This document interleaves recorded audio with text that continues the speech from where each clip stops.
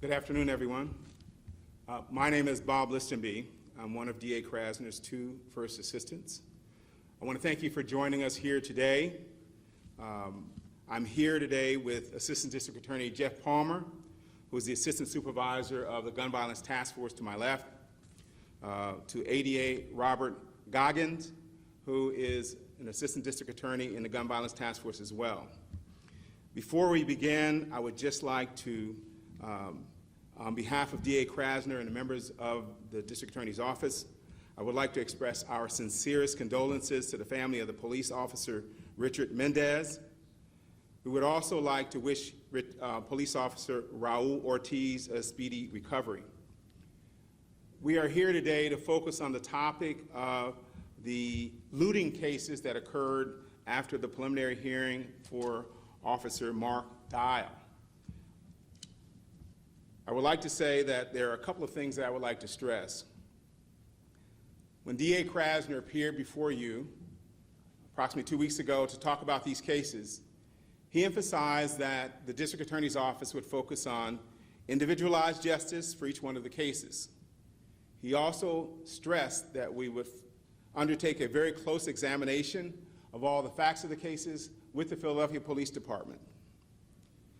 In addition, he's indicated that we would carefully examine some of the more egregious cases. We're here today to talk about one of the more egregious cases that has been assigned to the investigative unit of our office, or one of the investigative units of our office, the Gun Violence Task Force. This case involved a very serious burglary by 7 people of the Olive Tree Pharmacy in West Philadelphia, where a substantial quantity of drugs were stolen. There are 2 defendants who have been arrested on this case thus far. The first is a Samir Brown. Mr. Brown is arrested on 4 separate cases. Mr. Brown has been arrested for a carjacking that occurred on the 24th of September, for burglary of the pharmacy on the 26th of September. He was arrested on the 13th of October for selling some of the drugs that were taken from that pharmacy. And he's arrested and charged with assaulting a detective in Southwest Division that occurred during the arrest process. The second person who we're here to talk about today is Nasir Boyd. His name is spelled N-A-A-S-I-R, B-O-Y-D. Mr. Boyd is charged with just 1 case. That is the pharmacy burglary that was discussed, that I mentioned earlier. At this time, I'd like to turn the podium over to the 2 representatives of the Gun Violence Task Force, Mr. ADA Jeff Palmer and ADA Robert Goggins. Gentlemen. Good afternoon, everyone. I'm going to let ADA Goggin speak about the specifics of this case, but I do just want to thank our partners at the Philadelphia Police Department for a phenomenal investigation in this case, specifically Detectives Greg Jarrah and Detective Mikhail Carr, who did a phenomenal investigation here. But this case represents the Gun Violence Task Force as well as the DA's office commitment to promoting safe communities across Philadelphia, as well as ensuring that the small businesses that uphold all of the great things that we love about Philadelphia are supported. And for that reason, we have undertaken this investigation in conjunction with the Philadelphia Police Department, and are working to make sure that all similar crimes are solved and brought to justice. But with that, I'll introduce ADA Goggin to speak about the specifics of the case. Good afternoon. On the evening of September 26th, during that fallout from the Officer Dial hearing that day, 7 opportunistic offenders broke into, damaged, and stole property from the Olive Tree Pharmacy in West Philadelphia. This is a small business in our community which has been greatly affected by crimes like this. These opportunistic offenders broke in multiple doors. They ransacked the shelves and the drawers of that business, and they ended up stealing the safe of that business, which contained over 2,700 Oxycontin pills in various dosages, as well as Percocet pills. Samir Brown and Nasir Boyd were identified as 2 of these individuals. through the investigative work of the Philadelphia Police Department. And the Gun Violence Task Force has been brought in to continue the investigation and to prosecute these two to the fullest extent of the law. The status of the Nasir Brown case is tomorrow. It will be linked up with the Nasir Boyd case. The assigned detectives on this case have been in touch with the owners of the pharmacy. It's also important to note that the getaway car used in this burglary was carjacked 2 days prior. The assigned detectives on that matter have been in touch with the victims of that carjacking. At this point, I believe I'd open it up to any questions. Just a second. I apologize. All right, thank you. Excuse me. Before we go to questions, just a comment that I'd like to point out. After extensive discussions with DA Krasner, after working closely with our partners at the Philadelphia Police Department, after consultation with the victims of crime, we had the good fortune of having our Director of Community Engagement, Mr. G. Lamar Stewart, who's present with us today, have his team go out and actually talk to the victims across the city to get their input on what they wanted us to do. DA Krasner has made a decision to go forth with preliminary hearings on all of the cases that we currently have. Now, the number of cases is less than 70 at this point in time. There may be more coming in, and of those that are listed, there are 5 juvenile cases, which obviously don't have preliminary hearings. But we want to make it clear that the DA plans to vigorously prosecute these cases, but he wants to consult extensively with the victims to make sure that we have their input. We've done a lot of that outreach so far, but if there are any victims out there who would like to contact our office and talk with the victim witness coordinators who were with us at the last press conference, they can reach the victim witness coordinators at the following number: 215-686-8027. That's 215-686-8027. At this time, we'd like to take questions from those present. I'm going to start with CBS station first, Mr. John Holden. Bob, it's Joe. Thank you. Joe, I'm sorry. Okay. I don't have a question on topic, so I don't know if you want to come back to me. Okay. I'd like to stick with the topic if at all possible. Okay. All right. Yuri Gershman from 6 ABC. Okay. All right. No question. And Elaine Fisher from Fox 29. Sure. Just to talk with what you just added, that the DA is going to go ahead with, the cases that you do have. These are just those little. Sometimes the crimes that people think, they're not that big, but they are a really big deal to people now. So I know it has been important for people to know that you are going to prosecute. That didn't make any sense. These are felony cases, burglary, criminal trespass, all felony offenses. Sometimes the people who are involved in multiple cases. We have some cases where people are in multiple locations. You have people who take large quantities of items out of the buildings, put them in cars and other kinds of vehicles to transport them away. This is organized theft. It's not your regular retail theft kind of a situation. The DA takes it very seriously. Again, we're working closely with our partners at the Philadelphia Police Department. We've met extensively with them thus far. But also, and I want to stress, we're working closely with the victims, the retailers who are out there, especially the mom and pop stores who often are left out of the process. And some of them end up going out of business because they don't get any kind of financial support from the city or other places. The city has made certain kinds of financial support available. We will be stressing that with our victim witness coordinators to make sure that if at all possible, if we can help out in any way, we will. So no, these are not small crimes. Some of the people are going out of business. Some of the people have had their entire livelihoods turned upside down. And we want to stress that, and we want to do what we can to support them. Okay, sure, thank you. Other questions? Okay, yeah. Can I get one in about this first? Yes, about this issue, yes. Was there any protest going around near the pharmacy at the time of the break-in? I'll have our two representatives step up. What I can say is in the video that we have reviewed, the various surveillance camera angles around the pharmacy, you certainly can't see any ongoing protests in the immediate vicinity in that area, but I can't say certainly that there wasn't something maybe a block or two away. Well, the reason I'm asking is you're trying to connect this to the post-protest, but you've got Well, I wouldn't necessarily say that we're trying to connect it. I guess what we're saying is that it happened on the same day. But the DA's notice of this was two people involved in activities with that event. So I'm just trying to find out, is this a random break-in that happened under cover of police being drawn into other areas? Or, I mean, the genesis of this? I mean, I think it would be impossible to say that these individuals weren't being opportunistic based on what was going on that day. We do not believe that they were engaged in any sort of legitimate or justifiable protest, activities. And I think it'd be impossible to say they weren't taking advantage of a situation for sure. Bob, we have a statement from your office concerning the airport parking garages, the lack of cameras in those parking garages.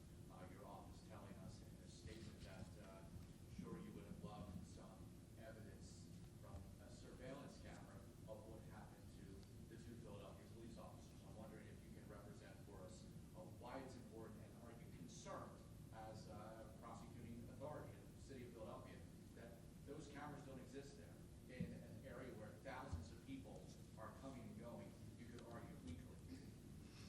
It's my view of this is that we would certainly love to have video of any of the crimes that are going on in the city and county of Philadelphia.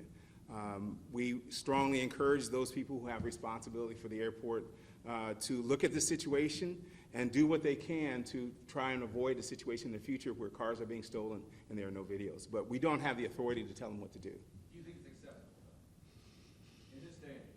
Well, again, I'm going to leave that to the mayor. I'm going to leave it to the managing director. I'm going to leave it to the people who run the airport, and also to the Philadelphia Police Department to get that point across. Obviously, one of the best tools that we have in the city and county of Philadelphia for addressing crime happens to be the simple Ring telephone or the Ring doorbells that police use to track vehicles that are being stolen across the city. They track them, or they see all kinds of crimes going on through them. So obviously, videos are very important in this day and age, and we encourage those who can and have the resources to do so to go forward with it.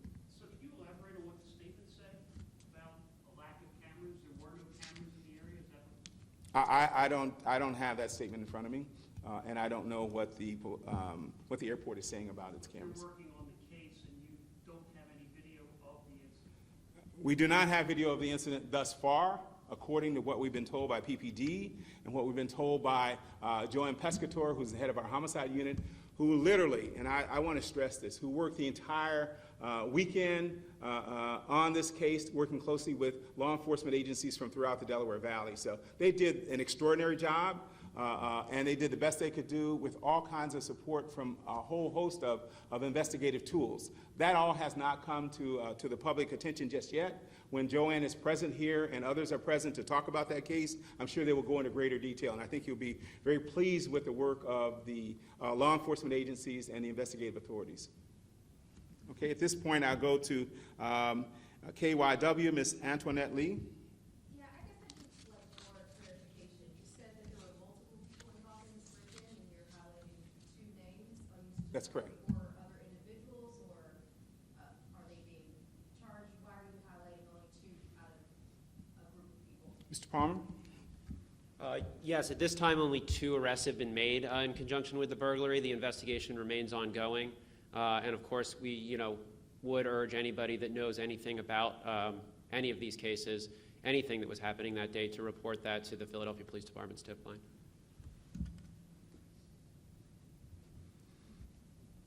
Okay, Mr. Tom McDonald. That was me. Okay, that was you, okay. Mr. Ralph Cypriano. Mr. Cypriano. Sir, on October 2nd, I asked Mr. Krasner to explain why he assigned a first-degree murder case against Mark Dial, a uniformed police officer, to a novice prosecutor who's a career public defender. Mr. Krasner's not here today. He's disappeared for the past 2 weeks, so I'm going to have to ask you the same question. Don't you, as the official who's currently in charge of the DA's office, owe an apology to the family of Mr. Rosari and the citizens of Philadelphia for your office's bungling of a high-profile case against the cop? Wasn't your office's incompetence the direct result of the quote-unquote civil unrest at the moment? Well, let me be clear. This was not incompetence by our office.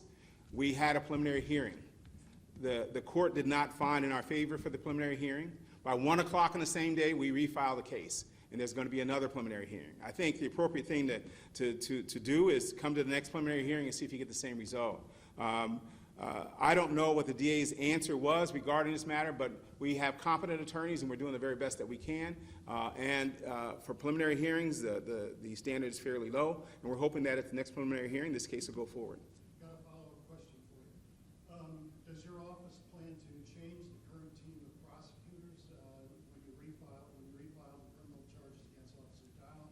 Currently, you've got 2 public defenders in that courtroom with little or no career public defenders, I should say, with little or no prosecutorial. The decision about who is going to prosecute that case is going to be made by District Attorney Krasner, along with the supervisor of that unit, Ms. Rataco. So I don't have any indication or any information at this point that anybody different is going to be prosecuting the case. Do you know where Mr. Krasner is right now? I am here representing Mr. Krasner. Mr. Krasner's specific location is not really at issue today. Do you know where he was on October 4th, last time we had the subject? I do not have his calendar in front of me, so I can't tell you where he was. However, we speak with Mr. Krasner every single day, and he is in direct communication and supervising the people who are involved in that case, along with hundreds of other cases that are going forward. So I have no question that the outstanding work, for example, that was done by Joanne Pescator was done under Mr. Krasner's supervision, with her in direct communication with him throughout the process. When she was present yesterday in the mayor's office for that press conference about the police officer who was killed, she did an excellent job explaining her extensive work to try and bring the gentleman to justice who've been arrested on that case. So prosecution work goes on every day, whether Mr. Krasner is standing here at this podium or not. So we have no public explanation as to where he's been for the last 2 weeks? Mr. Krasner is on the job, doing his job, and that's all that I really plan to discuss at this point. All right, are there any other questions? I'm sorry. Yes, I'm sorry. I would like to know how is working the carjacking unit to ensure that the criminals have severe consequences. The carjacking unit has been working diligently for this year. They came into existence in January of 2023, and they are prosecuting cases every single day. We have, at this point, 4 attorneys that have been in court. I supervise many of their cases. I'm aware of what they're doing with their cases, and they're getting excellent results. What we will be doing at the direction of Mr. G. Lamar Stewart is at some point we'll be reporting back to the public on the progress we've made with the carjacking unit. This is not that time today, and I don't have the stats in front of me, but they're doing an excellent job, both on the adult side and the juvenile side as well. Okay, one more thing. The police office shared with us more than 8,000 cases the past year about the stolen cars. Mhm. This year is more than 15,000. Correct. So how is working the district attorney to avoid, do the people avoid to do that? Because look like the community feels like someone do that and 3 days after he's free. Well, I am aware that there has been a dramatic increase in the number of stolen cars. As many of us are aware, there is something called the Kia Challenge, which enables people to steal cars with just a cord from a telephone. That is going on all across the United States. We are doing everything we can to enhance our ability to prosecute those cases. I think it will be appropriate for the DA to make announcements about other steps that he's taking to address that specific problem at a future press conference. So when he is back here at the podium, we'll ask him to address that question. I would ask you to raise it again because he has taken some other important measures to address that particular problem, and I think he's going to make announcements about it at a future time. Bob, I actually have something I can add about sure. that. Just, I do want to say, and this also comes back to the question about cameras too. One thing that can lead to the solving of more carjacking cases is an increase in investment in technology. The district attorney and the gun violence task force has been dedicated to that for a long time. On the subject of cameras, in conjunction with the Philadelphia Police Department, we received a several $million grant that is going solely to the placement of more cameras and more automated license plate readers in the communities that are most affected by crime. The more cameras we have, the more automated license plate readers. We are opening, in conjunction with the Philadelphia Police Department, a 24-hour-a-day, 7-day-a-week forensic phone lab. Because many of these cases either don't have witnesses or the doers are wearing masks, so we're not solving them by somebody pointing to somebody and saying that's who did it. We're using forensic assets, we're using technology, and we are investing millions more than have ever been invested in that type of technology with the Philadelphia Police Department through grants in exactly those types of assets that are going to lead to us solving many more carjacking and then ultimately deterring more carjackings in the future as a result. Quickly, on the ALPRs, so we did an extensive report earlier this week. It's approaching 17,000 stolen cars across the city. And one thing that Major Crimes told us was that they had one remaining ALPR in the city.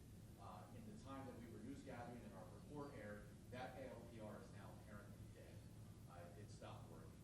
The grant that you mentioned is something that Major Crimes is patiently waiting to see delivery of additional ALPRs. Anything in the way of a time frame, they're thinking spring, but with the number so high, 60% of those cars, Kias and Hyundais, when can that money actually go to make those purchases for police? Yeah, unfortunately, I don't have a time frame. I can say we agree with the police department that it can't come soon enough. But the Philadelphia Police Department and our office are working diligently and I mean this every single day. There's a meeting about trying to move that timeline as forward as we possibly can to get these cameras and get these license plate readers exactly where they need to be. I would like to know about the technology that you are talking about. That kind of technology can be installed in the tolls or to read the plates when people coming back from Philadelphia? Yeah, the automated license plate readers are similar, yes, to something that would read your license plate in a toll, but it obviously would allow us to track vehicles that are of interest, not just spontaneously tracking anyone's vehicles, but only of vehicles that are interested in crime as they move around the city to different locations. Okay, any other questions? All right, thank you very much for joining us today. We appreciate it.